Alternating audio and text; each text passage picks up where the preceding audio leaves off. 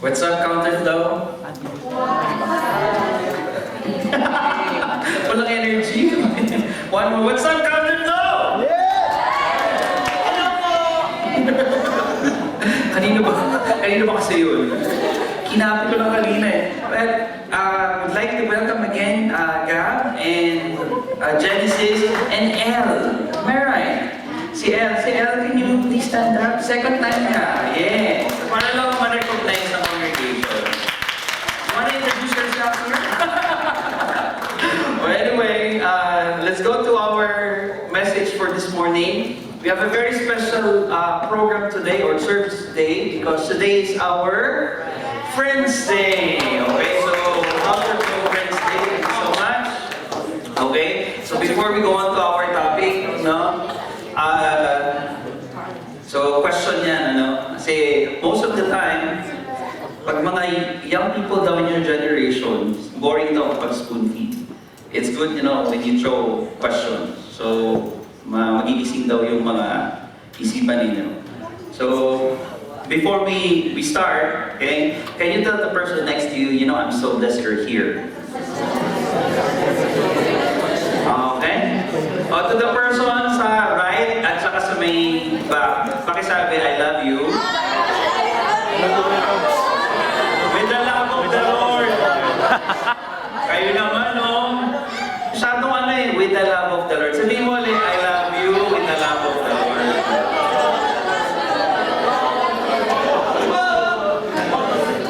Ayaw talaga, I love you lang, masyado ka na eh. Nagigising kayo eh, no? By the way, I'm Pastor Edmund again for our visitors, first timer and second timer. The Counterflow Youth Pastor. Pangalawa kay Kuya Tan, kasi si Kuya Tan aming poging Kuya Tan. Okay, so before we go on, let's go to the presence of the Lord. Let's pray. Father in heaven, we thank you for this time, for allowing us, Lord, to study your word. Help us, Lord, to really see, Lord, the truth that comes from you, Lord, from your word, from the scripture, Lord. And help us, God, the Holy Spirit, to really see, Lord, the principles, Lord, that we can study, Lord God, and that we can apply, Lord, in our lives, in our daily walk, Lord. And as a blessing, Lord, we can share it to other youth, Lord, that we know, Lord, who haven't heard your word, Lord. Use us, Lord. Use this time. We ask you, Lord, to lead us, Lord, to teach us. Hide me, Lord God, from your presence, Lord, and may your voice, Lord God, be heard. In Jesus' name we pray. Amen. So the question is, why do you believe what you believe? Na-encounter niyo itong question na to? Okay. If I'm gonna ask you, why do you believe what you believe? Sige nga. Kasi sabi nga natin, we're Counterflow. Ano sabi doon? We connect to God. Connect to... Oh, gawin nyo nga. Sige, connect to people. Okay? So gawin natin, we connect to God and connect to people. Pag tinanong yan, why do you believe? Okay, ano nyo yan, di ba? Banner natin yan eh. We connect to God, connect to people. Yeah. Oh yeah, I'm sorry. We have foreigner here from Armenia. Romania, I'm sorry. I thought Armenia. Okay. You're pure or half? Half. Filipina, mom? No. And then, Filipino. So do you understand Tagalog? No. Oh, okay. So the good thing is, si Myra, okay, beside you, she's the one who translated, okay? Okay, how about Elle? Do you need a translator? Okay, hindi. Si Genesis. Okay, panabala dyan bro. Sa dyan, okay? So, the question is, why do you believe what you believe? This is a big question nowadays. Especially in Christian generation, in Christian group, or in young people who believe and follow Jesus Christ. When you go outside, especially those people who will go to colleges and universities, you will experience different kinds of belief, different kinds of system, ideologies. And when they found out that you're a Christian, they will ask you this kind of question. You will encounter this. I'm telling you right now. So it's good na dito pa lang, we will deal it. Kaysa naman paglabas ninyo, doon kayo duguan. It's okay na maging duguan tayo dito. Because people here inside will love you, will support you. Amen? Compare sa me outside, when you go there, and when you don't answer this kind of questions. Okay? Man, I'm telling you, hirap makabalik. Okay? So this question is most probably, sabihin natin, a kind of questions that we usually use in apologetics. Can you say it with me, apologetics? Do you know what's the meaning of the word apologetics? You don't apologize. Okay? You don't say sorry. No. It's about defending your belief or the Word of God. Okay? So, we know that there are some group of people there who doesn't believe, okay, in God. There are some who deny. Okay, I don't believe that there are people who doesn't believe that there's no God. Because when they say it, that proves that their statement or that question is refutable. Okay, we call it their statement is I forgot. Kalimutan ko na tuloy yung question na yun. But anyway, I mean, when they throw questions, you can refute it. Okay? Like for example, I don't believe in God. How did you say so? Okay? You're saying that you don't believe in God. Where is the subject or the God? Okay? From your questions, where did you get it? The moment that you say it, that you don't believe in God, okay, there is a truth that there is a God. The thing is, you're just denying it. Comprende? Yes, comprende. There. You don't believe, or you just deny that there is such thing as God. Okay? And this is the problem now in our generation. Okay? Young generation doesn't really know the truth about God. Okay? Because they are surrounded by this perception or this belief. No? That's why some young people, okay, they don't accept the truth about God because they will say, oh, I grew up with this kind of belief. Roman Catholic na kami, so I'll die Roman Catholic. Eh? Oh, you know, I'm born this way. I woke up like this. I grew up with this kind of principle, this kind of family. Okay? So I don't know if I'm going to accept that message coming from the Bible. Eh, Kuya Edman, it seems to make sense. Diba? Hindi lahat. Okay? It worked. Lahat ba nag-work? Thank you. Dito. Work. Diba? Sample. In the last century, how many of you here knows Hitler? The Nazi. Okay. Nazi. Okay? Sorry. I stand corrected. The Holocaust. You know that? That's history. That's fact. For Hitler, this kind... Sorry, Iha. Nagulat yung Iha. Nagulat siya. Sorry ka ba? You know, sometimes my voice is like that so that, you know, hindi makatulog yung mga young people na iba. Okay? If they feel bored, no? So for Hitler, he believed that Aryanism is the key. Oh. So, ano yung way niya? What's his method? Annihilate. Who?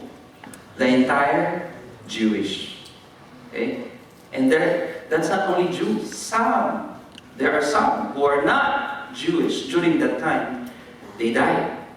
Because he believed his method will work. Pero kung titingnan ninyo, sa inyo, papatayin yung family mo, si Mira. Sabihin mo, it work. Okay yan? Mali kay Hitler, it work. Pero sa iyo, papatayin yung family ko, no. Eh? Some, I have friends who love me. So okay lang. No? So na-feel ko naman yung love. I don't need the love of God. I feel it's right.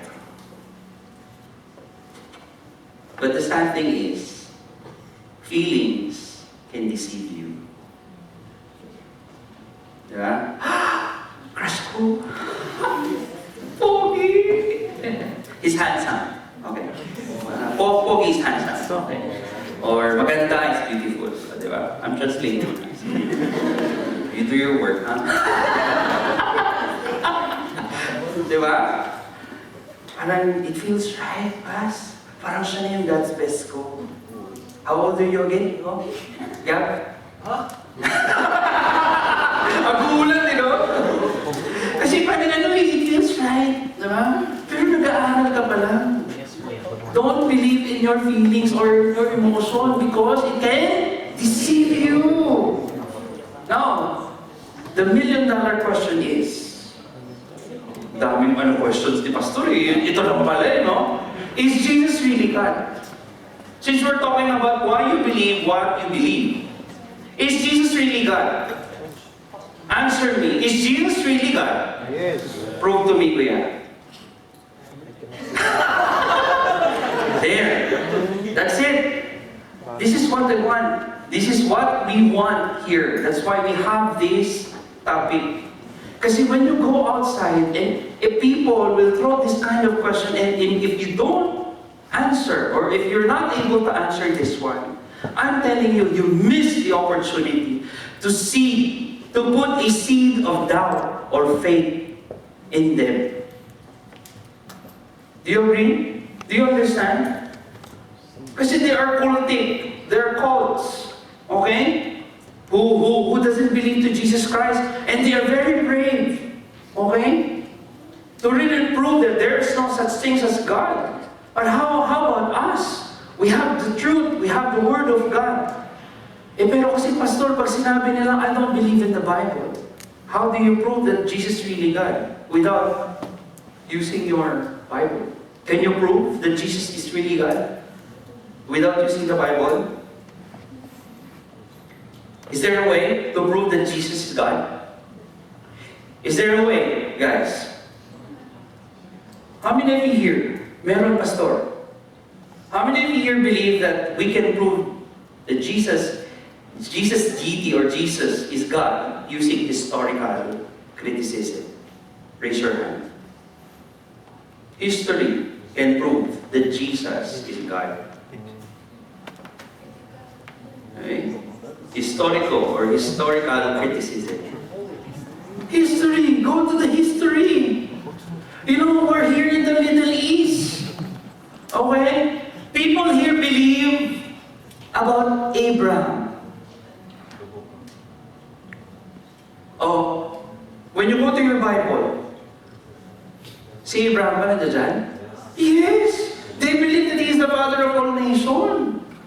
Oh, that's historical. O mamaya may kita nyo. How about science? Can we prove using science? Yes. Possible. Later on, may kita natin. How about logic? Can we prove it? That Jesus is God, Jesus deity, using logic? Or logic? Sabi ka ng mga slang, logic. If you believe doon sa mga posting ng FB, how many of you here still reading newspaper, spreadsheet? Wala na. Nakatatuloy yung edad ni Pastor. Facebook na lang. There are days that you believe, di ba? Ay, tama to. And how did you say that, how did you know that it's true? Kasi merong footnote, merong mga datas. Amen? Oh, so maniniwala kayo. But there are some, okay, na pinupost sa FB, you believe, pero there is no proof or evidence. Can we say that we can believe also that the Bible is truly inspired by God? The all 66 books. Kung naniniwala ang mga tao, logically, newspaper books, nabubudol na eh. Nai-scam na eh. How about the Bible? We're saying, only humans wrote that 66 books. And why do I believe about the story of Jesus in the Bible? If you believe sa newspaper, if most of people, they believe in newspaper, then we can conclude assumption. In theology, we use it assumption. Then we can say, we can also believe by the writings of the people there that, God chose those people. How do we know? Using the dates. History pa rin. You go back to the dates. Every book, each book in the Bible, there is a writer or author. There is date, timeline. You use that. How many of you here love science? History. Oh. Use that. Okay? How many of you here read the book of Lee Strobel, The Case for Christ? Oh. The movie lang, you better, I suggest, buy the book, read it. I'm telling you. Okay? It's a good investment. Okay? So that you will deepen your faith. Okay? And your quest about Jesus, who God is, and who Jesus sa New Testament and in the Bible. So, we can prove historical or historical criticism by using history. How about artifacts? Yes! You go to Israel. How many of you here visited Israel? Ako hindi pa. There, Ate Tree. Oh. Is it a myth, Ate Tree? No. No! How about the resurrection, the tomb? There is. Oh. How about the garden at Gethsemane? The Mount of Olives. Myth lang ba yan? No. Oh, meron tayong witnesses dito. Nakapunta sila. Oh, dun pa lang. Then we can go with this next slide. Therefore, okay, we conclude that if we can prove about Jesus being God, Jesus God-man, using history, logic, philosophy, o may philosophy pa, next time na lang. Science, okay? More man parang apologetics tayo ngayon, ano? Because I really want to open your eyes with this one. Most of the time kasi more parang Christian living lang eh. Don't get me wrong, it's very important. But you really need to have this one. Okay? Paminsan-minsan, gamitin natin yung mga ganitong medium. Okay? So Jesus is the central character of the Bible. How many of you believe that Jesus is the central character of the Bible? Kunti lang? Okay, I will prove it to you. Okay, in Genesis 3:15, Genesis. I like your name, that's why. Because you're part of the sermon.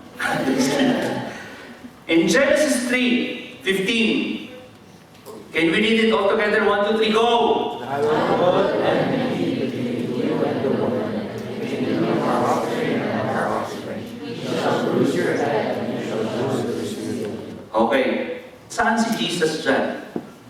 Huh? Nandiyan dyan si Jesus? Really, Pastor? Huh? Now, this is a prophecy about Jesus as the coming Messiah. Saan dyan? Remember when God created man and woman? What's the name? Adam and Eve. Oh. Nagising kayo, di ba? Oh, yun, hindi yun fact. Okay? Oh, heretic yun. Adam and Eve. Okay? Because God created only man and woman. Say amen if you're a woman. Amen. Say hallelujah if you're man. Hallelujah. Okay, hallelujah. Gospel. I will put enmity between you and the woman. What happened here? This is the fall of man. When Adam and Eve disobeyed God. Okay? They rebelled against God. By what? By disobeying. Okay? God said, do not eat the fruit, not the apple. Thank you, God. Nice try. But the scholar said it's a fruit. We don't know what kind of fruit, but it's not apple. Okay? Agree? It's a fruit. Okay. Now God gave the command to who? Kay Adam. Because he's the first. Okay? Diba? Siya yung una na kinreate. Right after Adam, okay, when God saw that he's alone, then He put Adam into deep sleep. And then, He took one of the trees. Okay? May ano yan, meron din ng connection. Okay? Sa pregnancy ni Mary. About the sa rib na kinuha. About the XY and then the... Ano yung chromosomes ng X and Y kanino? Sa girl. Yan. Okay, may missing na chromosome. Okay? But I will not tell you this one because this is not part of the main topic. Okay? Now let's go. Now this is the rebellion. Okay? Now here's the thing. So, yung create ni God na perfect, it was good, beautiful. Ano nangyari? Okay. Na-destroyed because of sin. Because of the rebellion. And who did who's the culprit? Yung Serpent. okay. Yung mga lalaki, sabihin sa katabi niya, awkward pag babae. Yung snake, okay? Now, Satan used the snake to tempt, sino? Si Eve. Now, here's the thing. You will see the pattern of the devil, of Satan. The original plan, God gave the commandment to Adam. Sino yung dinisip? Si Eve. You know why? Hindi niya alam yung idea. Ang kinausap lang si Adam. So very tricky lagi si Satan. That's why he twists. Although Eve knew, because Adam said, "Hey, do not eat, okay, the fruit, okay, because we will die." Pero tinwist ni Satan. Now, to cut the long story short, here's the thing. Nung nag-fall na sila, meron agad plan of redemption, si God. Okay, yung sinasabi dito na offspring, okay, nung snake, okay, we're talking about not the literal snake, we're talking about Satan here. This is figurative, okay? Okay, sabi dyan, he shall bruise your head. Sino yan? Okay, yeah, but this is not about Cain. He shall bruise your head. I'm talking about the head of the snake. And who is the snake here? This is not the snake, the literal snake. The one that we're talking, he is Satan. And who will bruise Satan's head? Jesus Christ. There you go. And you shall bruise his heel.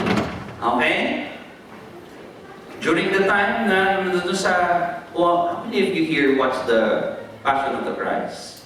So it's figurative then, no? Hindi siya literal. Okay? Ibig sabihin yun, talagang yung suffering na gagawin, lagi yung mga plan ni Satan, he will do it just to divide and to really destroy the original plan of God. Okay? So the saga, the saga begins here. The battle begins. Okay? So dito, parang yung nemesis or yung si Thanos, sino? Si Satan. Okay? And in Genesis 12, 2-3, it says, "And I will make you a great nation." So sino to? God is talking to Abraham now. Okay? "And I will bless you and make your name great so that you will be a blessing. I will bless those who bless you, and him who dishonors you I will curse, and in you all the families of the earth shall be blessed." What's the connection of this verse? Here's the thing. I don't know if you can see this one. So from Adam, okay? Okay, from Adam, okay? So si Seth. Bakit si Seth? Kasi, yun yung sinabi ni Kuya kanina. Okay, si Cain at saka si Abel. Anong nangyari? What happened there? We studied that, di ba? Pinatay ni Cain si Abel. And then, anong nangyari kay Cain? Di ba? Excel siya. Oh, sorry. Now, so si Seth. Now from Seth, from here, si Noah. Pogi ni Noah, no? During that time, sino lang daw, when you read the account of Noah, Sino lang daw yung righteous during that time? Okay? Si Noah lang. And then, other people, okay, they were wicked. You know why? Oh, ito yung maganda dito. Again, yung plano na naman ng devil. Okay? If you read Genesis chapter 6, you will encounter the word Nephilim. How many of you here encounter the word Nephilim? Genesis chapter 6. Okay? Kung alam niyo yun, okay, magigets niyo to. So siya lang yung pure during that time. Not because he's righteous, not because he's holy, no. He is pure, blameless. Ibig sabihin, si Noah, yung kanyang bloodline, yung kanyang family, walang mix ng Nephilim. Ano ba yung Nephilim? Go to Genesis chapter 6.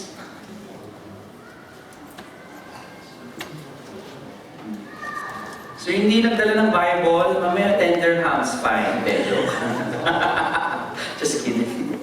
Genesis chapter 6. Andiyan na ba, ano to? Yung PowerPoint na to, nandun na rin. Sa kanila. Nandun na rin sa wala pa. Sige. So Genesis chapter 6, sige lang. Can somebody read? Verse 1. Start sa verse 1, kuya. Listen ha, listen. Genesis chapter 6 verse 1, when men began to increase in number on the earth, and daughters were born to them, the sons of God saw that the daughters of men... Kuya, Nathan. Ano yung word? Sons of God. Okay. What do you mean by sons of God? Is this your first time to hear that? Okay? So, continue, Kuya Nathan. The sons of God saw that the daughters of men were beautiful, and they married any of them they chose. Then the Lord said, my spirit will not contend with man forever, for he is mortal. His days will be 120 years. Thank you, Kuya. And so, here's the reason why. Okay? Those Nephilim, those fallen angels, sons of God. Yun na yan. Fallen angels. Okay? They, you know, how do I call it? Okay, they cohabit. There you go. Di ba? To the daughters of men. Ibig sabihin, human. Now, yung offspring nila ngayon, mix na hybrid. Half fallen angels and half men. Now, bakit si Noah lang ang pinili ni Lord? Dahil ba righteous siya? Dahil ba holy siya? No. Because his family, bloodline, 100% human. Do you understand now? You know why? Meron na namang reason yun going back sa design ni Satan. Gusto niya, dahil from here sa verse na to, yung offspring daw ng woman, yun daw yung mag-aano sa kanya, di ba? Tatalo sa kanya, mag-defeat kay Satan. So ang gusto niya ngayon, makontrol niya. Kaya ang ginawa niya, yung mga fallen angels na 3/4 na kasama niya, nag-cohabit. Kasi gusto niya ma-mix ng bloodline ang human. So kaya nagalit si Lord. Do you understand now why God chose Noah and why the reason why there is great flood? The reason why there's great flood to annihilate the hybrid. Because they are wicked. Okay? When I say wicked, down hanggang sa pinaka. When you read the whole chapter 6, they really do crazy things. I'm telling you. So he really wiped out. And then, he left Noah and his family. Okay, amen. Now from Noah, sa bloodline ni Noah, lumabas si Abraham. So apo ng apo ng apo ng apo. From Abraham, papunta kay King David. Now, here's the thing. Isaiah 9:6, for to us a child is born, to us a son is given, and the government shall be upon his shoulder, and his name shall be called Wonderful Counselor, Mighty God, Everlasting Father, Prince of Peace. So this is the prophecy about Jesus. Okay? And he will come to the lineage of King David. Ano yung sabi ng Matthew 22:41-45? Okay? What do you think about Christ, whose son is? Now, Jesus is testing the Pharisees. Because the Pharisees and the Sadducees wants to, lagi i-okrayin si Jesus. How do I say it in okrayin? In English. They want to test Jesus. Yeah. Okay? They really want to test Jesus if He is God, if He is 100% God. Now, while the Pharisees were gathered together, Jesus asked them a question. Because He is God, Jesus knew their thoughts, saying, "What do you think about Christ? Whose son is He?" And they said to Him, "The son of David." Kanino daw magagaling? Sa lineage daw ni David. Okay? By the way, Joseph and Mary both comes from the lineage of David. How do you know that? How do we know that? Read chapter 1 of Matthew. Pareho sila. Nasa lineage ni David.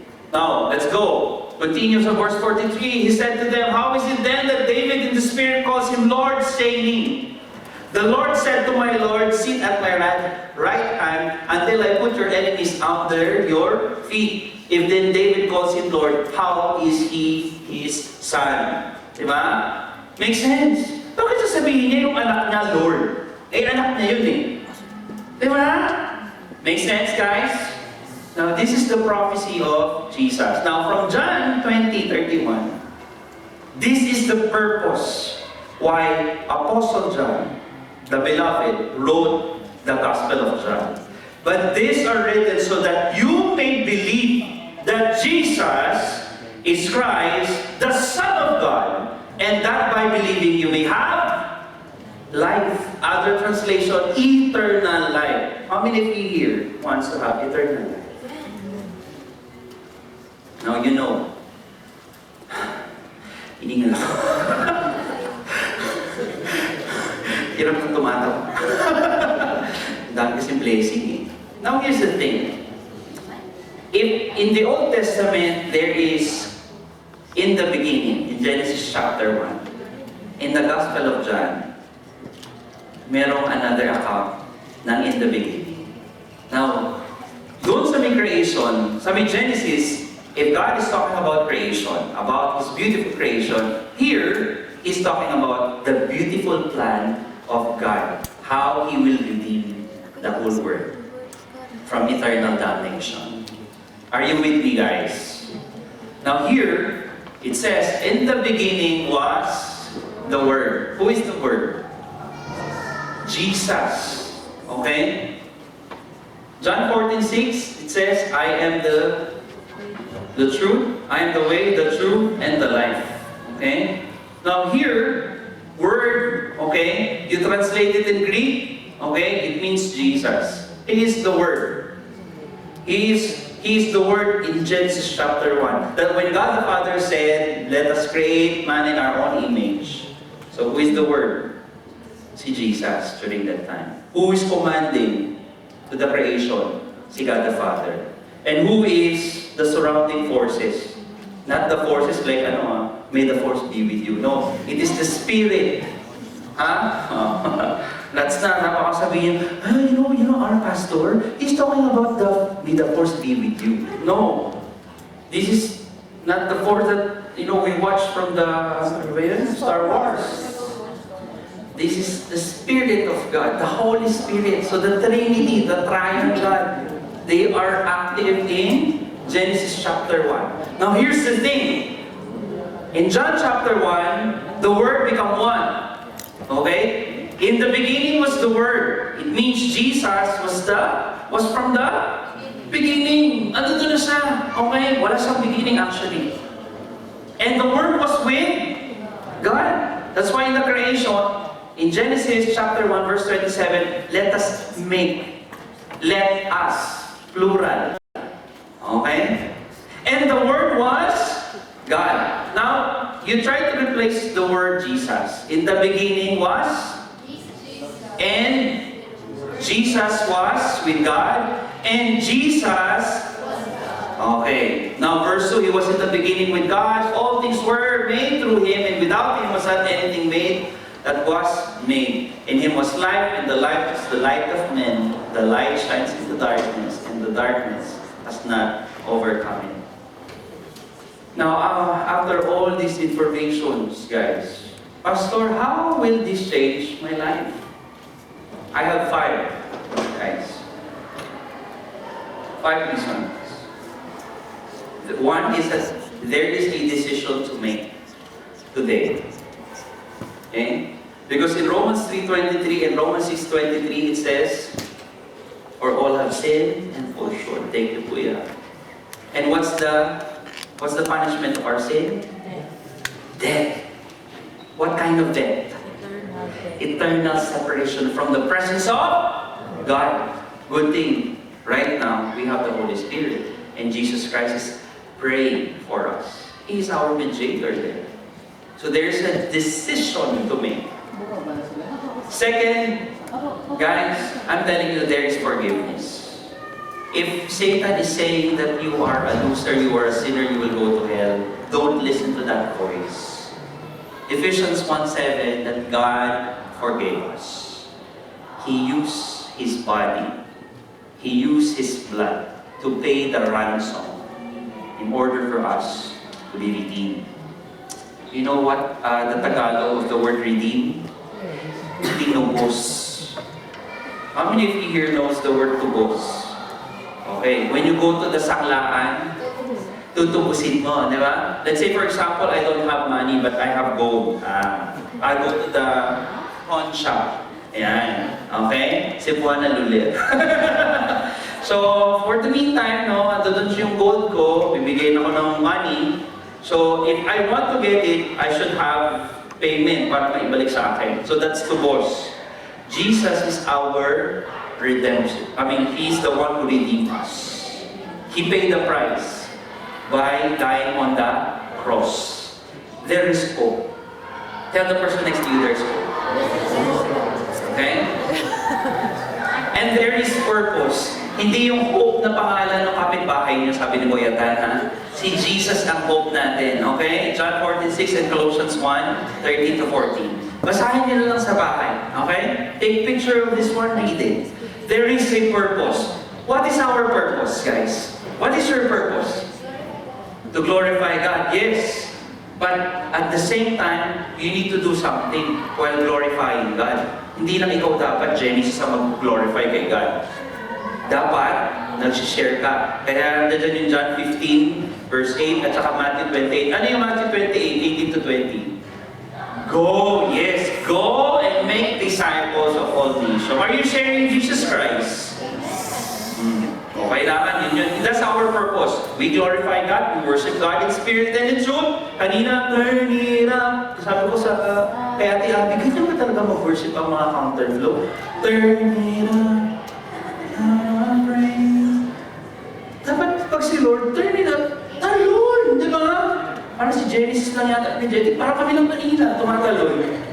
Pag nakita niyo si Jesus, ganyan din ba kayo? Jesus. No? Pag nakita niyo si Jesus, anong reaction dapat? Jesus! Di ba? Hindi kanina nag-worship kayo, pero parang turn it up. Uy, ano ba na? Doon kanina, hindi ka na mapakalanan. When we worship God in spirit and in truth. Amen? Amen. Oh. There is eternal security.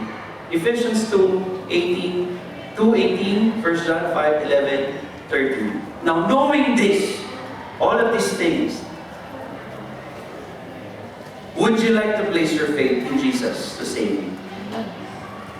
Would you like to place your faith in Jesus to save you? If you want, let us close our eyes. Let's bow down our head. And if you want to accept Jesus as your Lord and personal Savior, if you want to have the gift of eternal life, you can pray this prayer. Beloved, my first point is that there is a need to decide. You need to decide. It's not me. It is you. If you want to accept Jesus as your Lord and personal Savior, today is the right time to accept Him. And if you want, you can pray with me. By praying this prayer, Lord Jesus, just say to God, Lord Jesus, thank you so much for loving me. I confess that I have sinned against you. Thank you for dying on the cross to pay for my sins. Today, I put my trust in you as my Lord and Savior. Please forgive me of all my sins. I repent of my sins. And I accept you, Jesus. I accept you as my Lord and Savior. I accept your free gift of eternal life. And today, Lord, I surrender my life to you. Thank you for forgiving my sins. And from this day on, I choose to love and follow you. In Jesus' name I pray.